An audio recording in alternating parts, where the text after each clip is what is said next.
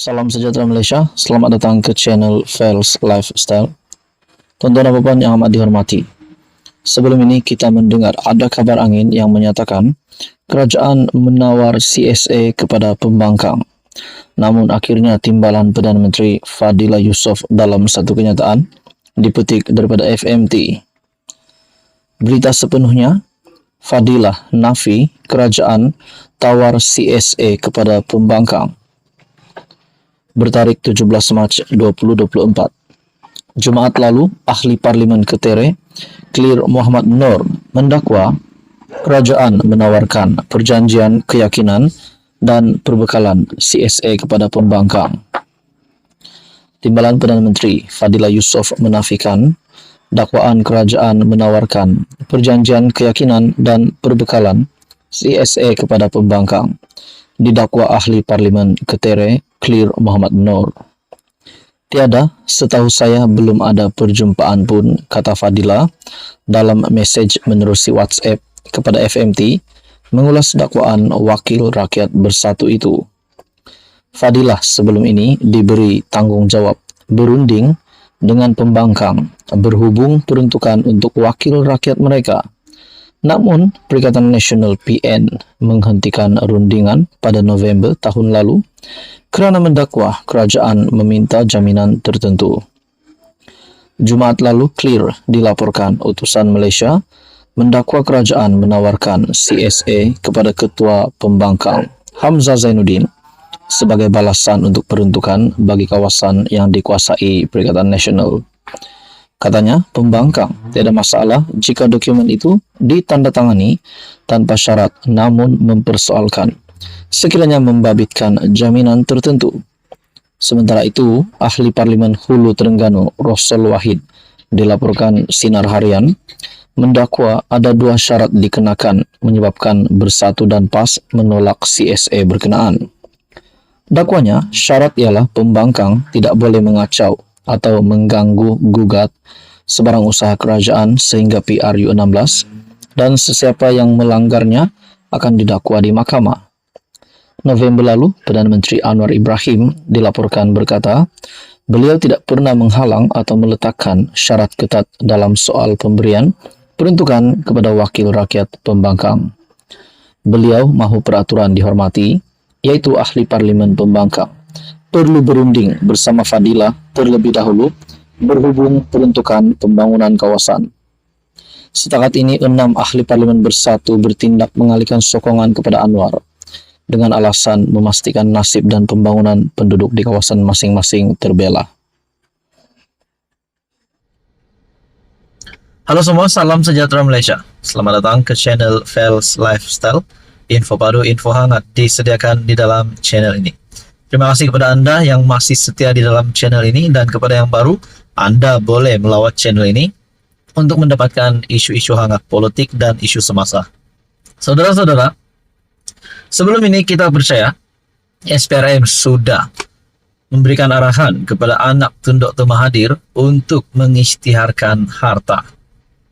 Namun saudara-saudara, masih menjadi persoalan seberapa kayakah anak tun Dr. Mahathir Mohamad ini.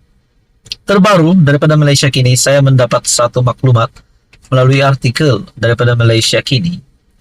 Kekayaan kontroversi Mirzan dan Mokzani. Mungkin ramai di kalangan 30 juta rakyat Malaysia yang tertanya-tanya seberapa kayakah anak tun Dr. Mahathir dan juga Mahathir sendiri. Adakah mereka mempunyai harta ataupun wang ringgit di dalam bank, wang ringgit cash di kediaman di rumah mereka ataupun di mana-mana saja, ratusan juta ataupun mungkin berbilion-bilion. Itu menjadi persoalan, berapa jumlah itu. Dua anak lelaki bekas Perdana Menteri Dr. Mahathir Mohamad, Mirzan dan Mokzani, sedang disiasat oleh SPRM dan telah diarah mengisytiharkan harta mereka. Kedua-duanya diketahui aktif dalam dunia perniagaan dan terkenal mempunyai kekayaan yang besar. Tetapi bagaimana mereka meraih kekayaan dan berapa kekayaan sebenar mereka? Dalam siri Kini Guide ini, kami menyemak semua perkara menyimak semula perkara yang diketahui umum tentang kekayaan mereka dan kontroversi yang pernah dikaitkan dengan mereka.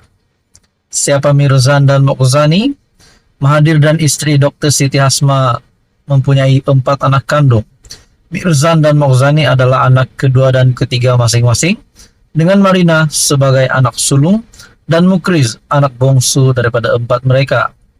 Pasangan itu juga mempunyai 3 anak angkat, Melinda, Mazhar, dan Maizura. Menurut Bloomberg dan laman web alumni University of Pennsylvania, Mirzan pernah bekerja untuk bank pelaburan yang berpangkalan di AS Salomon Brothers dan kini merupakan pengasas dan ketua pegawai eksekutif syarikat pegangan pelaburan dan penasihat keuangan Malaysia Crescent Capital Sdn Bhd. Dia memegang jawatan pengarah di beberapa syarikat awam dan swasta di Asia Tenggara, termasuk penapis minyak terbesar Filipina Petron dan pengeluar elektronik tempatan Betamax. Dia juga merupakan bekas Ketua Pegawai Eksekutif Konsortium Logistik Berhad ataupun KLB. Sementara itu, Forbes pernah menyenaraikan Mokhzani sebagai antara orang terkaya Malaysia beberapa kali sejak 2007. Forbes meletakkannya sebagai ke-9 terkaya di Malaysia pada 2013 dengan kekayaan lebih RM4.22 bilion daripada industri minyak dan gas. Dia mengasaskan fabrikasi peralatan minyak kencana petroleum yang kemudiannya menjadi Sapura Kencana Petroleum. Berikutan penggabungannya dengan Sapura Crest pada 2012 dan kini dikenali sebagai Sapura Energy. Mokhzani dilaporkan telah melepaskan pegangannya dalam Sapura Kencana pada akhir 2017. Perjalanan Mirzan pula pada 1990-an, Asia Week menilai pegangan Mirzan dalam syarikat awam sahaja melebihi AS 880 juta. Pencapaian utamanya di Malaysia selepas pulang dari AS adalah dalam Konsortium Perkapalan Berhad KPB, pendahulu KLB.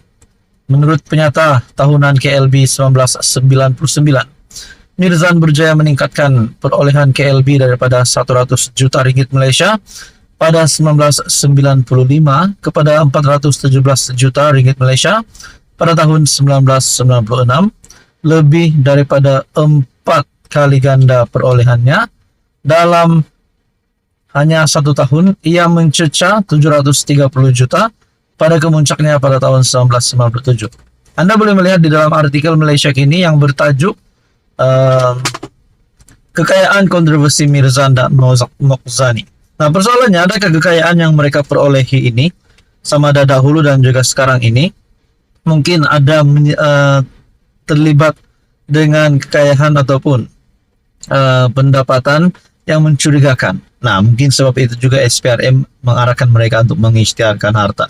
Persoalannya, sekiranya mereka didapati bersalah berkaitan dengan pengisytiharan harta, adakah mereka juga boleh didakwa seperti yang dikenakan kepada Daim Zainuddin dan istri Daim Zainuddin, yaitu Naimah.